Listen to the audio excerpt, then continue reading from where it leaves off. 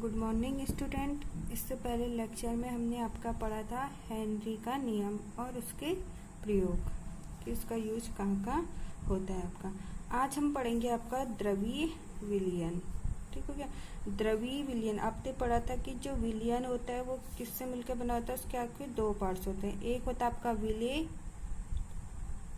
और एक होता है आपका विलायक। ठीक हो गया, विलायक। और विलयन जो है वो किस प्रकार का है, द्रवी है, ठोस है या गैस है, वो किस पे डिपेंड करता है, आपके विलायक की मात्रा पर। ठीक हो गया। तो उसी के अकॉर्डिंग जो आपके द्रवीय विलयन है, आपके तीन टाइप्स के हैं। पहला है आपका गैस प्लस द्रव विलयन। इसमें आपने पढ़ा था हेनरी का नियम। जैसे आपका O2 डिजॉल्व होता है आपका वाटर में। ठीक हो गया। ये हेल्प करता है आपके जो मरीन एनिमल्स होते हैं या एक्वेटिक एनिमल्स होते हैं, उसमें हेल्प करता है कि O2 प्लस H2 मतलब ऑक्सीजन जो है आपकी गैस होगी, ये डिजॉल्व है आपके वाटर में। ऐसे दूसरा एग्जांपल है आपका CO2 डिजॉल्व होती है आपकी H2O। जैसे आपने कोको कोला पढ़ा था और जो सोडा लाइम वाटर होता है उसमें भी जो होती है आपकी गैस जो CO2 होती है वो डिजॉल्व होती है किसमें, H2O के साथ। तो ये हो गया आपका गैस प्लस द्रव विलयन। इसमें हमने स्टडी करी थी आपकी हेनरी नियम की। और सेकंड है आपका द्रव विलयन। इसमें मतलब आपका विलेय और विलायक दोनों किस पोजीशन में होते हैं, आपके द्रव और द्रव में होते हैं। ठीक हो गया।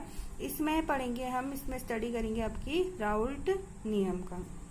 और थर्ड है आपका ठोस प्लस द्रवीय विलयन। इसमें हम पढ़ेंगे आपके अणुसंख्य गुणधर्म, जिसमें आपका पहला है वाष्प दाब का आपेक्षिक अवनमन, क्वथनांक का उन्नयन, और थर्ड है आपका हिमांक का अवनमन, और फोर्थ है आपका परासरण दाब। इसकी हम स्टडी करेंगे आपके नेक्स्ट लेक्चर में। ठीक हो गया। तो यहाँ पर हम सबसे पहले आपके पढ़ेंगे द्रव विलयन, जिसके अंदर हमने आपको पढ़ना है राउल्ट नियम। तो हम चलिए आगे बढ़ते हैं। द्रवीय विलयनों का वाष्प दाब, या आप कह सकते हैं द्रव विलयनों का वाष्प दाब। तो यहाँ पे सबसे पहले बात आती है आपकी कि वाष्प दाब होता क्या है। ठीक है, तो पहले हम इसे समझते हैं आपके कि वाष्प दाब क्या होता है। वाष्प दाब या आप इसको वेपर प्रेशर भी बोलते हैं। ठीक है, तो इसकी डेफिनेशन होती है कि एक निश्चित ताप पर साम्यावस्था में वाष्प के अणुओं द्वारा द्रव की सतह पर लगाया गया दाब ही आपका क्या कहलाता है, वाष्प दाब कहलाता है। ठीक हो गया। या आप इंग्लिश में इसको बोल सकते हैं कि vapour pressure is the pressure exerted by the vapour on a liquid surface is called vapour pressure. ठीक हो गया। मतलब एक निश्चित तापमान क्या रखोगे आप, कांस्टेंट रखोगे, और कैसा होगा वो आपका साम्यावस्था या इक्विलिब्रियम वाली कंडीशन होगी।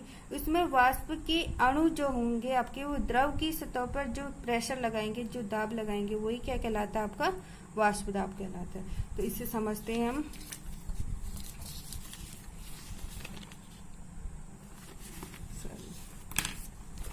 आपने एक कंटेनर लिया है, ठीक हो क्या। ये आपने क्लोज कंटेनर या बंद कंटेनर लेना है। ठीक हो क्या।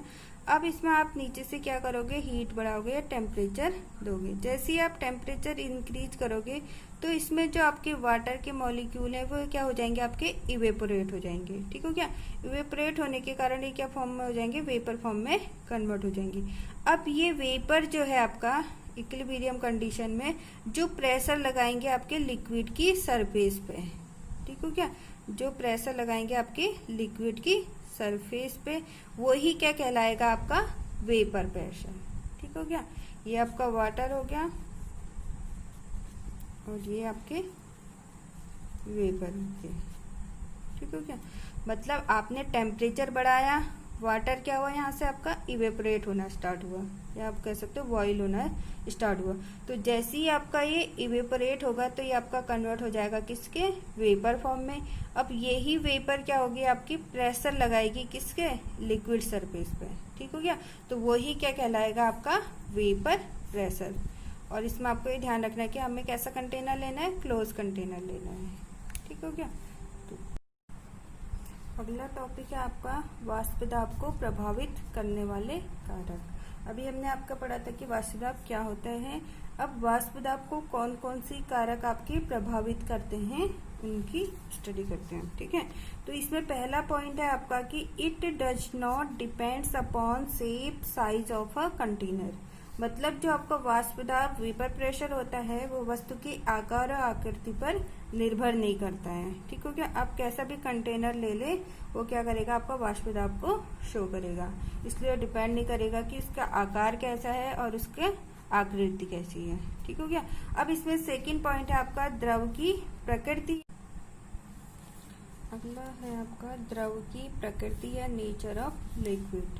ठीक हो क्या, तो इसमें है आपका कि यदि अंतराण्विक आकर्षण बल प्रबल हो तो वाष्प दाब क्या होता है, आपका निम्न होता है। ठीक हो क्या, मतलब अगर आपका मॉलिक्यूल्स के बीच में जो फोर्स ऑफ अट्रैक्शन होगा वो आपका स्ट्रांग होगा तो उसका वाष्प दाब क्या होता है, आपका निम्न होता है। ठीक हो क्या, जैसे आपका इसका एग्जाम्पल है, हमने एक वाटर मॉलिक्यूल लिया है, दूसरा आपका एथेनॉल है, C2H5OH है।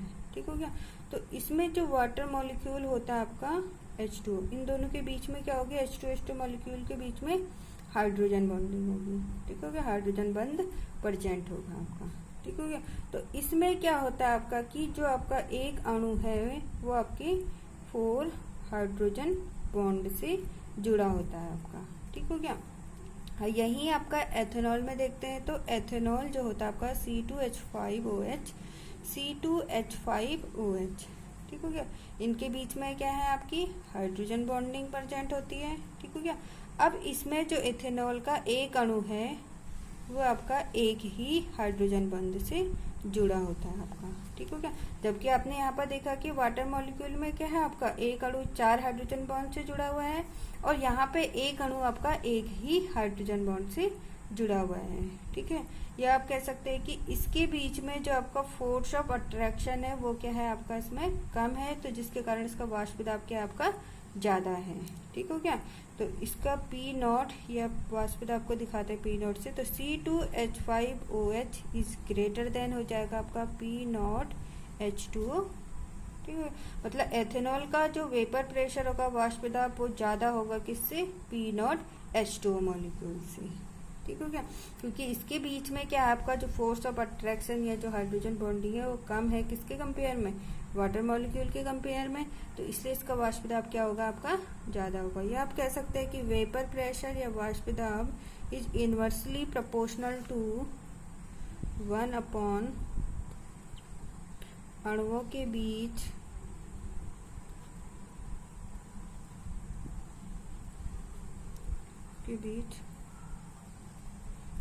अंतरा आणविक आकर्षण बल। मतलब अगर अणुओं के बीच अंतरा आणविक आकर्षण बल का ज्यादा होगा तो उसका वेपर प्रेशर क्या हो जाएगा, आपका कम हो जाएगा, क्योंकि ये क्या है, आपका इनवर्सली प्रोपोर्शनल है। ठीक हो गया, अगर आपका अणुओं के बीच अंतरा आकर्षण बल कम होगा तो वेपर प्रेशर अधिक होगा, अगर अंतर आणविक आकर्षण बल ज्यादा होगा तो वेपर प्रेशर क्या हो जाएगा, आपका कम हो जाएगा। ठीक हो गया, या आप इसे ऐसे भी समझ सकते हैं कि आपने 2 कंटेनर ले लिए हैं। ठीक है, इसमें क्या है, आपके जो मॉलिक्यूल्स है वो क्या है, आपके क्लोज हैं और इसमें जो है आपके थोड़ा दूर दूर है। ठीक हो गया, अब आपने नीचे से टेम्परेचर या इसको हीट दिया।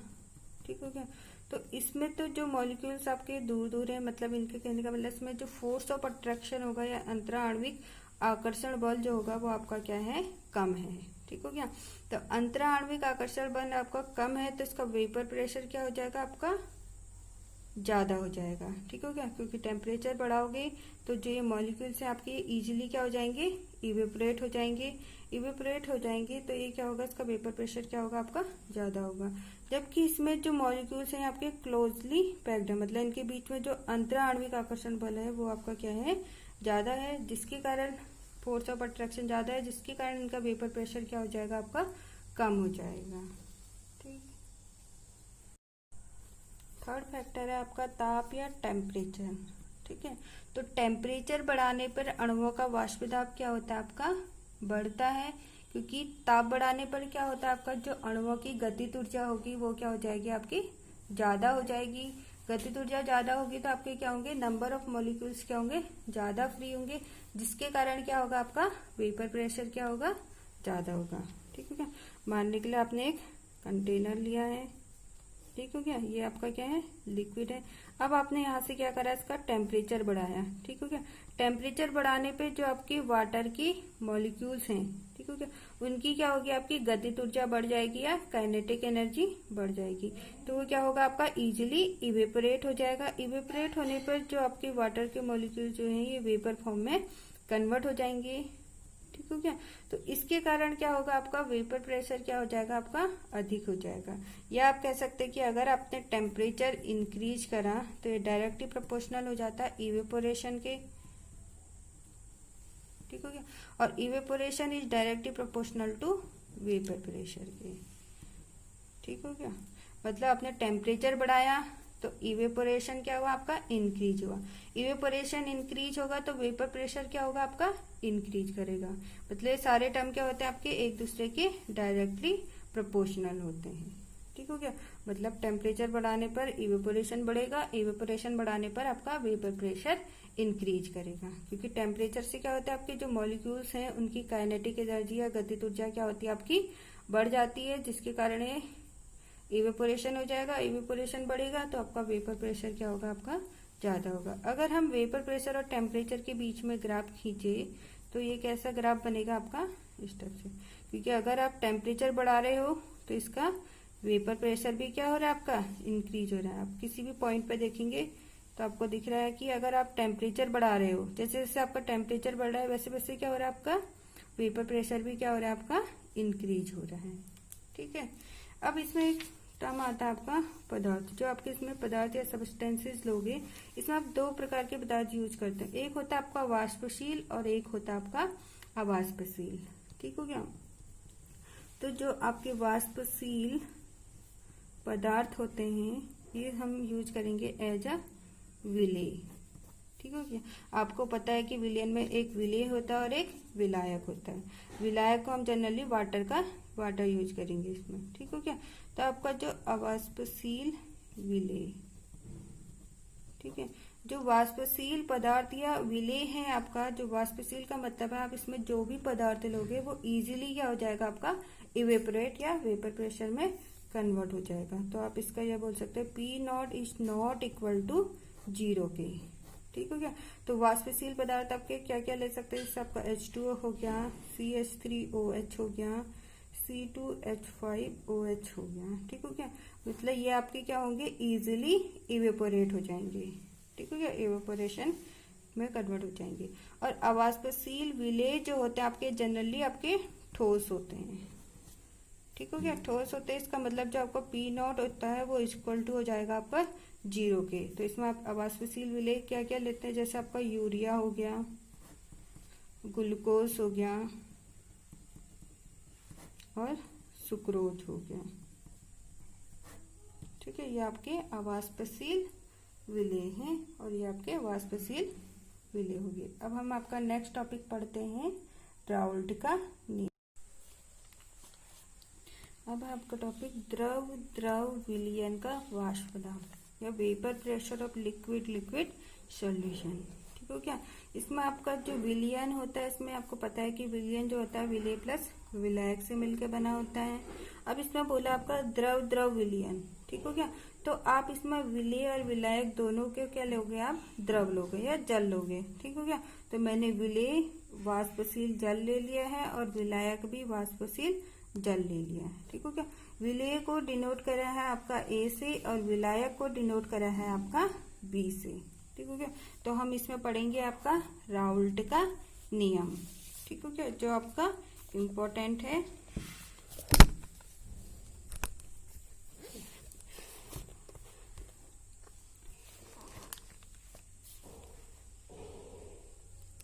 राउल्ट का नियम, ठीक हो गया।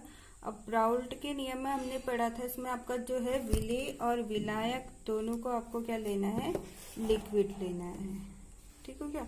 और वो भी कैसा लेना है, आपको वाष्पशील लेना है, ठीक हो गया। तो इसमें पहला है आपका, जैसे आपका अवयव A विलेय है जो आपका, और अवयव बी क्या है आपका, विलायक है शुद्ध अवस्था में। ठीक हो क्या। आपका टॉपिक है राउल्ट का नियम। इसमें आपने अवयव ए विलेय लिया है और अवयव बी क्या है आपका, विलायक है। ठीक हो क्या। अभी आपके दोनों किस कंडीशन में, आपके शुद्ध अवस्था में हैं आपके। ठीक हो क्या। तो आपका जो विलेय है, आपका जो इसमें लिक्विड है, दोनों हमने क्या ले रखे, आपके लिक्विड ले रखे हैं, वाष्पशील, वाष्पशील लिक्विड और अवाष्पशील बी विलायक लिया है आपका। सॉरी, दोनों क्या आपके वाष्पशील है। ठीक हो गया। वाष्पशील विलेय भी आपका वाष्पशील है और विलायक भी क्या है आपका, वाष्पशील है। ठीक हो गया। तो इसमें आपके जो लिक्विड है, अभी इसका मोल फ्रैक्शन या मोल अंश कितना है आपका, XA मान रखे हैं हमने। ठीक हो गया। अब जो इसके वेपर फॉर्म है उसको हमने YA, उसका मोल अंश हमने क्या मान रखा है, YA। ये आपके वेपर वाले कंडीशन में, वाष्प के कंडीशन में। ठीक हो गया। तो इसका जो वेपर प्रेशर है उसको हमने दिखा रखा है आपका P0A से। ठीक हो गया। ऐसे ही आपका जो विलायक B है, इसमें इसका मोल फ्रैक्शन हो गया आपका XB हो गया, और जो वेपर प्रेशर है उसका मोल फ्रैक्शन YB हो गया, और वेपर प्रेशर आपका P0B। ये आपके वेपर प्रेशर वाली कंडीशन है। ठीक हो गया। अब आपने क्या करा, विलेय और विलायक दोनों को मिला दिया है, दोनों को मिक्स कर दिया, तो आपका क्या मिल गया, हमें विलयन मिल गया है। ठीक हो क्या। अब विलयन में जो है आपका अवयव ए भी है, मतलब विलेय भी है, और अवयव बी विलायक भी है। ए को हमने विलेय से दिखाया है और बी को हमने विलायक से दिखाया है। ठीक हो गया। अब ये आपका विलयन बन गया है। अब विलयन में क्या है, आपके ए के मॉलिक्यूल्स भी होंगे और बी के मॉलिक्यूल्स भी होंगे।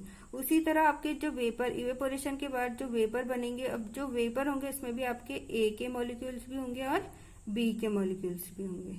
ठीक हो क्या। तो ए का आंशिक दाब या पार्शियल प्रेशर क्या हो जाएगा आपका, PA, क्योंकि अब ये इवेपोरेशन हो रहा है तो जो वेपर बनने, ये भी तो आपका कुछ प्रेशर लगाएगा। ठीक हो क्या। तो जो प्रेशर लगाएगा, तो ए का प्रेशर क्या है, आंशिक प्रेशर PA है, और बी का आंशिक वाष्प दाब क्या आपका PB है। ठीक हो क्या। ये क्या है, इनका आंशिक दाब है, किसके केस में, विलयन के केस में। ठीक हो क्या। तो यहाँ पे लिखा भी है कि PA व PB आंशिक वाष्प दाब है, जो P0A व P0B, जो आपका ऊपर था विलेय का कितना था आपका P0A माना था हमने, और विलायक का क्या माना था हमने, P0B से। ये आपकी शुद्ध अवस्था में थे, प्योर वाली स्टेट में। ठीक हो गया। तो शुद्ध अवस्था से वाष्प दाब से कम होंगे, मतलब जो P0A है, P0B जो है, इनका वाष्प दाब क्या होगा आपका, ज्यादा होगा, किसके कंपेयर में, PA और PB के कंपेयर में। ठीक हो गया। तो हम पहले आपके यहाँ पर से डेफिनेशन पढ़ते हैं कि आपका आंशिक वाष्प दाब क्या होता है। ठीक हो क्या। जब वाष्पशील विलेय व विलायक को मिलाकर विलयन बनाया जाता है, हमने क्या करा, आपका वाष्पशील विलेय और वाष्पशील विलायक को मिला के हमने क्या करा, आपका विलयन बनाया। तो आगे क्या कह रहा है कि उस स्थिति में विलयन की सतह पर A तथा B दोनों अवयव उपस्थित होते हैं। ठीक हो क्या। तो विलयन बनाने पर इसकी जो सतह है, लिक्विड की जो सतह है, इस पे क्या आपके A के मॉलिक्यूल्स भी हैं और B के मॉलिक्यूल्स भी हैं। ठीक हो गया। दोनों अवयव उपस्थित होते हैं, और ये दोनों अवयव वाष्पित होकर जो वाष्प दाब बनाएंगे। अब हमने टेम्परेचर दोगे कि आप इसको हीट करोगे तो ये क्या होगा, आपका इवेपोरेट होगा। इवेपोरेट होने पर ये क्या होगा, आपका वेपर प्रेशर में, वेपर में कन्वर्ट हो जाएगा। ठीक हो गया। तो दोनों के वाष्प दाबों का मिश्रण होगा, इसी को क्या कहेंगे, आपके आंशिक वाष्प दाब होंगे। मतलब जब ये वाष्पित होके क्या होगा, आपका वेपर बनाएगा, और वेपर के बाद जो ये प्रेशर लगाएंगे इसको आंशिक वाष्प दाब कह रहा है, तो उसी को हम क्या कहते हैं, आपका आंशिक वाष्प दाब या पार्शियल प्रेशर कहते हैं। ठीक हो गया। तो ये तो हो गया आपका आंशिक वाष्प दाब। अब वाष्पशील अवयवों के विलयन के वाष्प दाब में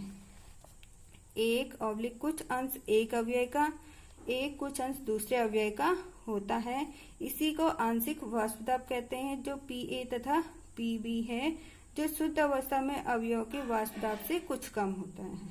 ठीक हो गया। ये तो हम यहाँ पे भी पढ़ चुके हैं आपका। ठीक हो क्या।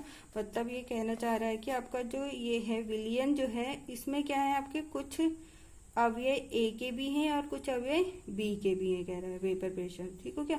तो इनका जो आंशिक वाष्प दाब होता है P और PB जो है, वो उसके क्या होता है, शुद्ध अवस्था P0A और P0B से क्या होता है, कह रहा है कुछ कम होता है। ठीक हो क्या। अब आगे हम पढ़ते हैं, इसी से आपका निकला था राउल्ट का नियम। ठीक है। और राउल्ट का नियम आपका इम्पोर्टेंट भी है।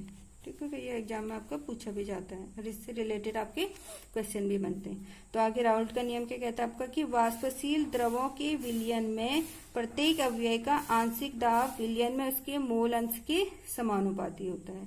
मतलब हमने आपके क्या लिए थे, विलेय और विलायक दोनों क्या लिए थे, वाष्पशील लिए थे। ठीक हो क्या, कि विलयन में प्रत्येक अवयव का आंशिक दाब विलयन में उसके मोल अंश या मोल फ्रैक्शन के क्या होता है, आपके प्रोपोर्शनल होता है, समानुपाती होता है। या आप कह सकते हैं कि PA is directly proportional to XA और PB is directly proportional to XB के। ठीक हो क्या, अब आप इस प्रोपोर्शनल साइन को हटाओगे तो इसकी जगह पे क्या आ जाएगा आपका PA बराबर P not A XA, PB बराबर P नॉट B XB हो जाएगा। ठीक हो गया। अब P टोटल क्या होता है आपका PA प्लस PB कर दोगे तो PA की वैल्यू कितनी है आपकी P not A XA plus PB की वैल्यू कितनी है आपकी P नॉट B XB। ठीक हो गया, ये आपका इक्वेशन नंबर फर्स्ट बन जाएगा। अब हमने मोल फ्रैक्शन वाले टर्म में पढ़ा था आपका कि XA प्लस XB बराबर क्या होता है आपका 1 होता है। ठीक हो गया, तो इसमें XA बराबर क्या हो जाएगा, XB आपका इधर चले जाएगा तो किस में होगा, यहाँ प्लस में है तो इधर जाके क्या हो जाएगा आपका माइनस में। तो XA बराबर क्या हो गया आपका 1 माइनस XB आ गया। अब इस XA की वैल्यू आप इस इक्वेशन नंबर फर्स्ट में पुट कर दोगे आप। ठीक हो गया, तो यहां से क्या निकलेगा आपका P टोटल बराबर P नॉट A। अब जो आपका XA आया था इसकी जगह पे आप क्या रख दोगे 1 minus XB plus P not B XB हो गया। अब इस P नॉट A से क्या करोगे आप, अंदर इस ब्रैकेट के अंदर जो है 1 माइनस XB इसको मल्टीप्लाई कर दोगे। ठीक हो गया, तो P टोटल बराबर P not A minus P not A XB हो जाएगा plus P not B XB को आप ऐसे ही रख दोगे। ठीक हो गया, अब क्या है आपका इन दोनों में जो आपका कॉमन है इसको हम बाहर ले लेंगे। ठीक हो गया, यह P टोटल बराबर P नॉट A प्लस इसने इसको आगे ले लिया P not B XB minus P not A XB, sorry P not A को नहीं लोगे आप XB को लोगे कॉमन। ठीक हो गया, तो आप क्या करोगे P टोटल बराबर P नॉट A को ऐसे ही रखोगे आप। अब इन दोनों में आपको क्या है XB कॉमन दिख रहा है तो आप इसको बाहर लिख लेंगे। XB बाहर ले लिया हमने तो अंदर क्या बचेगा आपका P not B minus P not A। ठीक हो गया, ये आपका सेकंड बन गया है। ठीक हो गया, अब इसमें जो P नॉट B है वो अधिक वाष्पशील है, कह रहा है किससे P नॉट A के कंपेयर में। अब हम इसके बीच में अगर ग्राफ खींचेंगे आपका तो ये ग्राफ बनेगा आपका, यहाँ पे क्या है PA बराबर 0 है। अगर PA बराबर 0 है तो आपका XA बराबर भी क्या होगा आपका 0 होगा। यहाँ पे हमने XB बराबर 1 है, ये आपका ओनली किसका है, शुद्ध B का है। मतलब हमने यहाँ पे प्योर B लिया है, तो प्योर B लिया है जिसके कारण A क्या हो जाएगा आपका यहाँ पे 0 हो जाएगा। ठीक है क्या, ऐसी दूसरी जगह पे क्या आपका सेकंड कंडीशन जो है इसमें शुद्ध A लिया है, मतलब प्योर A लिया है, तो यहाँ पे जो XA है होगा उसका A का मोल फ्रैक्शन क्या होगा आपका 1 होगा और B का मोल फ्रैक्शन क्या हो जाएगा आपका 0 हो गया। बस आपको ये ध्यान रखना है कि जो A है ये हम विलेय मान के चल रहे हैं और जो B है आपका उसको हम विलायक मान के चल रहे हैं। ठीक हो गया, तो इस कंडीशन में क्या आपका XB 0 है तो इसका प्रेशर भी क्या हो जाएगा आपका 0 हो जाएगा। ठीक हो गया, अब इसके बीच में अगर आप ग्राफ खींचोगे तो ये PA है, ये आपका दिखा रहा है PB को। ठीक हो गया, अब इन दोनों को मिला दोगे तो ये आपका बन जाएगा P टोटल। तो P टोटल बराबर हो जाता है आपका PA प्लस PB। इसका जो वेपर प्रेशर है P नॉट A ये शुद्ध अवस्था में है क्योंकि हमने प्योर ले रखे हैं। P नॉट A बराबर P नॉट A, वैसे यहाँ पे क्या हो जाएगा आपका ये P नॉट B हो जाएगा। ठीक हो क्या, अब यहाँ पे आगे देखते हैं हम XA बराबर हम 0 मान के चल रहे थे तो हमने ऊपर पढ़ा था कि जो PA बराबर क्या होता है आपका P नॉट A XA के होता है। तो PA बराबर क्योंकि XA बराबर 0 है तो यहाँ पे आप XA की जगह पे क्या रखोगे आप 0 रख दोगे, तो PA बराबर किसके हो जाएगा P नॉट A X 0 रख दोगे तो ये पूरा टर्म क्या हो जाएगा आपका 0 हो जाएगा। ठीक हो क्या, अगर आप XA बराबर 1 मैक्सिमम तो PA बराबर P नॉट A XA की जगह पर 1 रख दोगे तो ये आ जाएगा आपका P नॉट A, मतलब PA बराबर P नॉट A के आ जाएगा। ठीक हो क्या, ऐसे ही आप XB बराबर 0 है आपका तो आपने पहले 0 रखा तो ये क्या हो जाएगा PB बराबर P नॉट B इंटू 0, तो ये आपका 0 आ जाएगा यहाँ पे। ठीक हो गया। ऐसी एक्स बी बराबर 1 है, ये आपका मैक्सिमम कंडीशन है, तो ऐसे आप क्या करोगे, पी नॉट बी यहाँ पे एक्स जीरो की जगह पर 1 रखोगे। ठीक हो गया। तो पी बी बराबर हो जाएगा पी नॉट बी के। ठीक हो गया। तो ये तो हो गया आपका राउल्टिनो। अब इसमें एक ग्राफ और है आपका छोटा सा। ठीक हो गया। हमने पढ़ा था पी ए बराबर पी नॉट ए इंटू 1 की। अब ये ग्राफ बन रहा है आपका y बराबर एम एक्स के। ठीक हो गया। तो y बराबर एम एक्स का ग्राफ जो होता है आपका, वो जाता है आपके ओरिजिन से। ठीक हो गया। तो यहाँ आपने वास्पदा पेपर पे से दिखा दिया, मोल